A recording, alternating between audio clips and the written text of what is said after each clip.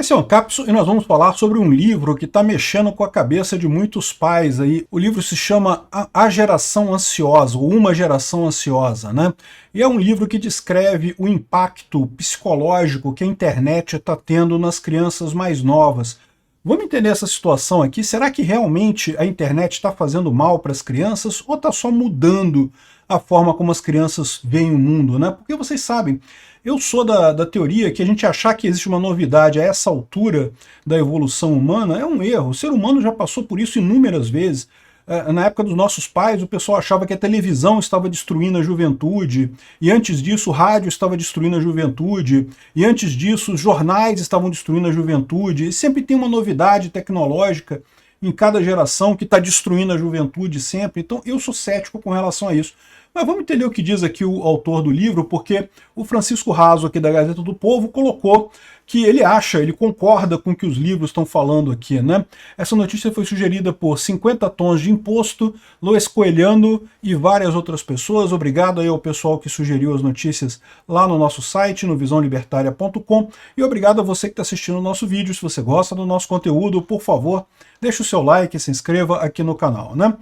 Pois bem, aqui ó, o Francisco Raso fala sobre esse caso aqui, não é o primeiro autor que fala sobre isso, também aqui o Jerônimo Teixeira falou sobre o mesmo livro, o mesmo fenômeno, algum tempo atrás, né? E basicamente o que ele fala aqui é que ele tem 3 filhos, todas nascidas depois de 2009, e que ele se sente preocupado, porque vê as crianças muito ansiosas e coisa e tal. Eu não sei como é que ele tira essa conclusão, porque eu posso dizer que eu estou mais bem aparelhado para tirar conclusões sobre isso do que ele, porque eu tenho 3 filhos também, mas a minha filha mais velha nasceu em 1990. Então, ela já tinha internet naquela época, mas pelo menos o início da infância dela foi muito na rua ainda, brincava, chegava toda com machucado em casa. Era uma infância muito mais parecida com a minha infância, que também era de brincar na rua e coisa e tal, do que com a infância dos meus filhos mais novos, que realmente tiveram uma infância mais ligada à internet, coisa e tal. Meus filhos têm de 90, depois de 1996, 97 e depois 2002, né? Então, no final das contas, eu acho que eu vejo melhor essa mudança, no final das contas, né, por ver a coisa. Porque, olha só, toda criança passa por ansiedade. Toda criança passa por dilemas e coisa e tal. Crescer não é fácil não, meu amigo, nunca foi. Desde o início da humanidade, nunca teve esse negócio. Você acha que era fácil na sua época porque você tem a sua visão particular, né?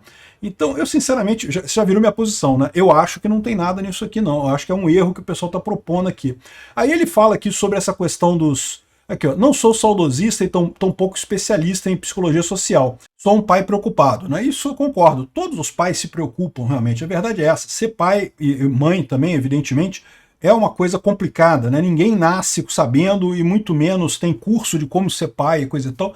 E mesmo se tivesse, é esse o problema que eu falo para vocês. Toda geração tem o desafio de educar uma nova geração que é diferente da sua geração. Você querer aplicar os mesmos princípios que o seu pai aplicou no seu filho é um erro. O mundo não é mais o mesmo, o mundo mudou. Não é para ser assim, você tem que realmente ir tateando e buscando a melhor maneira de fazer isso, né? E a boa notícia nisso daí é que, apesar dos pais errarem muito, os pais erram muito. Pai erra muito, mãe erra muito, não tem jeito. Como eu falei, não tem um manual de instrução. A criança não nasce com um manual de instrução colado aí. Ah, faz isso, depois faz isso. Não existe isso, né? Mas a grande beleza da coisa é que justamente o ser humano ele é moldado de forma maleável exatamente para poder sempre sobreviver a isso. As crianças... se você for olhar os problemas, os pais sempre estragam as crianças, sempre estragam, de um jeito ou de outro.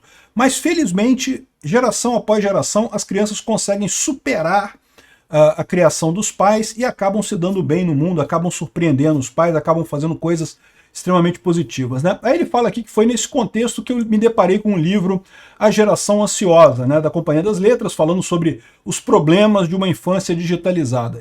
Eu tenho medo desse tipo de coisa, tá? Não estou dizendo que o tal do Jonathan Haidt não seja um especialista muito maior do que eu, talvez, nessa área. Eu não sou especialista em psicologia nem nada, mas a questão toda, o que eu temo nesse tipo de situação? É que é uma situação tão boa para você sensibilizar as pessoas que eu temo que ele acabou caindo para esse lado. Ou seja, esse negócio de dizer que tecnologia é ruim, que a gente tem que afastar o filho da tecnologia, é uma coisa que se encaixa tão bem no preconceito da geração mais velha que tem que criar o filho, que pode ser uma armadilha que ele caiu nessa história, né? O livro tem algumas considerações interessantes, tá? Primeiro ele fala sobre a questão de que a criança precisa desenvolver o autocontrole, a paciência, saber lidar com outras crianças e coisa e tal. E isso é um desafio na era da internet, por quê? Porque justamente a internet permite que você tenha contato com milhares de pessoas. Para lembrar da sua infância, né? Você tinha os seus colegas da rua, talvez, tinha os colegas do colégio, que você brincava, e é isso aí. E aí o que acontece? Esse é o universo de amigos que você tinha. Se você brigava com alguém, o seu universo de amigos diminuiu, né? Então as pessoas acabavam tendo que aprender, se vendo obrigadas a aprender a ter alguma paciência, a equilibrar, a ter um pouco, entendeu? A ter um jogo de cintura, ali, a aceitar a diversidade do outro.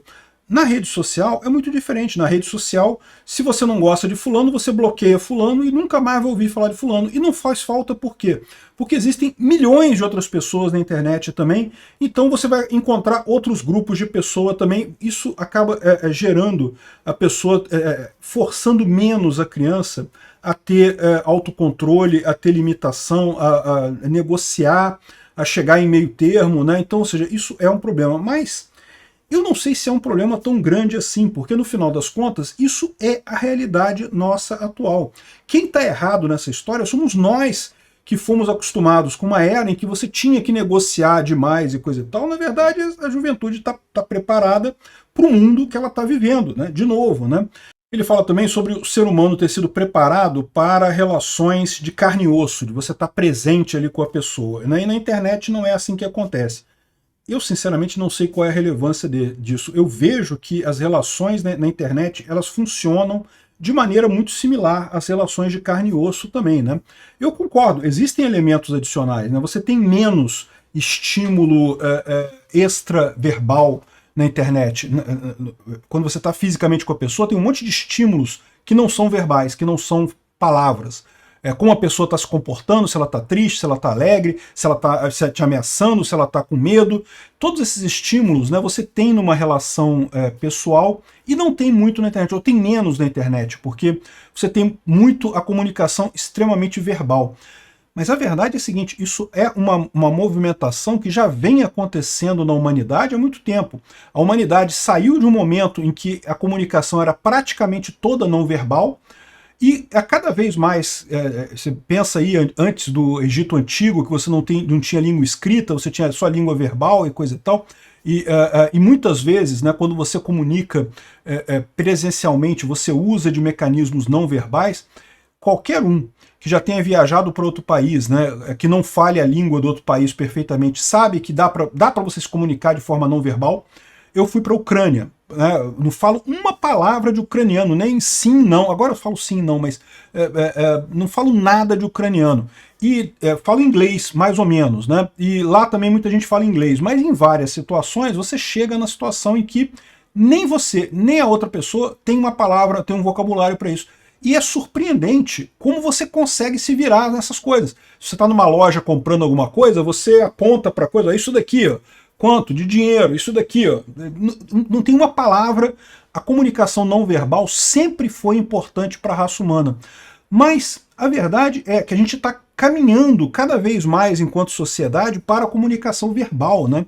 Então isso não é uma novidade enorme. Hoje em dia as crianças não têm muito contato físico, não verbal, contato fora da internet.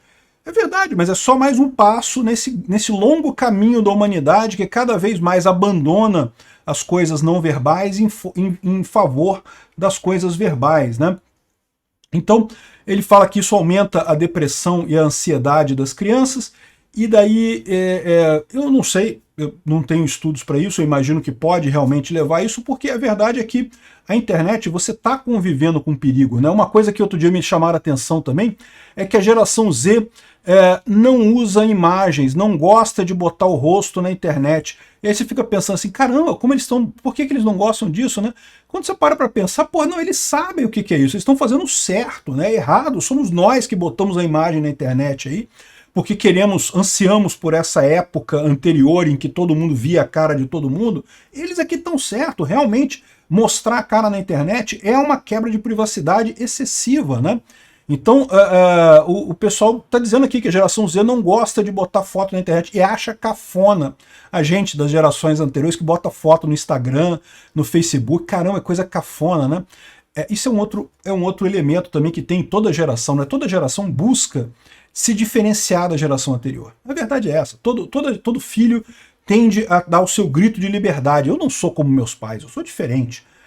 Faz parte do crescimento, né? Não quer dizer que são melhores ou piores, simplesmente faz parte do processo de crescimento, né? Enfim, então, ou seja, eles estão fazendo isso não porque eles são errados, eles estão fazendo isso porque eles estão certos. A internet realmente requer cuidados para você botar informações ali, né? E depressão, de novo, é lógico, né? Você tem ansiedade e depressão como uma doença, mas eu também sou muito crítico nesse negócio de você achar que toda depressão é uma doença. Não, cara, às vezes as coisas dão errado na sua vida e tu fica puto mesmo, e faz parte, né? Ficar triste faz parte. Olha o recado máximo lá do filme das emoções lá, como é que é o nome Divertidamente. O Divertidamente fala isso, cara. É importante você ficar triste às vezes. Também não tem esse negócio de querer que todo mundo esteja alegre o tempo todo. E os pais sentem isso, né? O pai fica preocupado com o filho triste, porque o pai quer que o filho tenha uma vida excelente, uma vida melhor que a dele, coisa e tal, mas a verdade é que faz parte, meu amigo. A vida é difícil para todo mundo, né? Enfim, ele fala aqui sobre as coisas, sobre uma série de outros livros que ele leu também. Tem esse outro canal aqui que fala também, esse outro autor aqui, falando sobre o mesmo livro, do Jonathan Haidt. E eu confesso para vocês que eu discordo desse pessoal. Não sou especialista, não sou psicólogo, talvez seja melhor vocês seguirem o cara mesmo do que me seguir, mas eu tenho a minha opinião e eu tô aqui, eu vou passar a minha opinião. Olha só o que o cara dá de dica aqui, ó. Os pais deveriam evitar que suas crianças usem celulares antes do ensino médio. Meu amigo, o seu filho vai ficar um anormal na colégio dele. Todo mundo usando o celular e ele não usando o celular. Isso vai ser muito pior para ele do que ele usar o celular. De novo, é natural, eu sei, criança fica ansiosa, crianças perdem sono, é verdade, eu também concordo, fica mexendo no celular, acaba perdendo a hora de dormir, isso é um problema para adultos também, vamos combinar, né? Não poderia ter rede social antes dos 16 anos, né? De novo, não sei se isso seria uma coisa factível. Eu temo muito que pais façam isso no ambiente que a gente tem hoje, em que todas as crianças têm acesso à rede social, aí o seu filho vai ser o estranhão que não tem acesso à rede social. Cara, as crianças são mais espertas do que você imagina, elas estão preparadas para o ambiente que elas estão enfrentando, que é um ambiente diferente do seu. Os desafios que elas lutam são outros desafios diferentes dos seus, né? Incentivo e promoção de brincadeiras entre crianças e dar independências a elas. Isso eu acho que é uma coisa positiva. É difícil para os pais, tá? Eu posso dizer, eu criei meus filhos aqui no Rio de Janeiro, eu fui pai solteiro, vocês sabem, né? Os meus filhos, quando eram crianças, moravam com as mães, mas quando vieram morar comigo aí na faixa da adolescência e coisa e tal, cara, é apavorante tu parar pra pensar que teu filho tá indo pra algum lugar no Rio de Janeiro e você não sabe onde é que é. As primeiras noites eu não dormia, não conseguia dormir, porque né, minha filha saía, tava com as amigas e coisa e tal, e aí, mas como é que você dorme? Você não dorme, pô, tu fica preocupado com a coisa, né? Mas a verdade é que tem que ser isso mesmo, né? Toda pessoa precisa aprender a enfrentar o mundo, a chegar nas coisas, e os pais têm que aprender a deixar mesmo a criança fazer esse tipo de coisa, né? Se entranhar no mundo, ou conhecer o mundo e aprender as experiências. Não tem jeito, né? Outra coisa, fala aqui para proibição de celulares na escola. Boa sorte. Boa sorte. Ou seja, eu acho que isso daqui, de novo, cai naquele ponto que eu falo para vocês, que é preconceito do pessoal, você querer adaptar, você querer que as crianças de hoje vivam a vida que você vivia lá atrás. Não tem. O mundo nosso acabou. Lembra aquele mundo, quando você era pequeno, que você brincava ali, que brincava de bilosca na rua, de pebolim, não sei o que lá, de carrinho de rolimã e coisa e tal? Amigo, acabou, não existe mais, já era, nunca mais vai voltar. Esquece.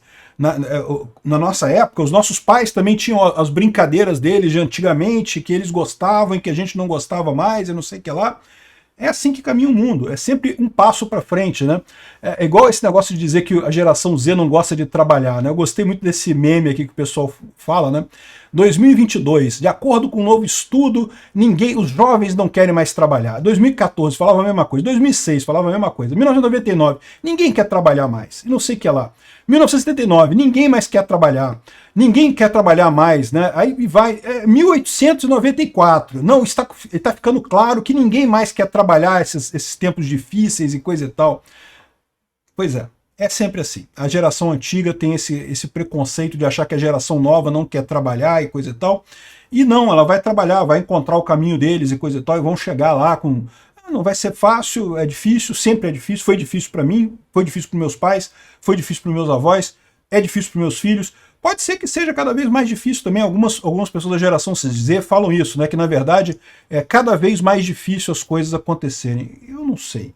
Mas que é difícil, mas as crianças chegam lá, eles vão chegar lá.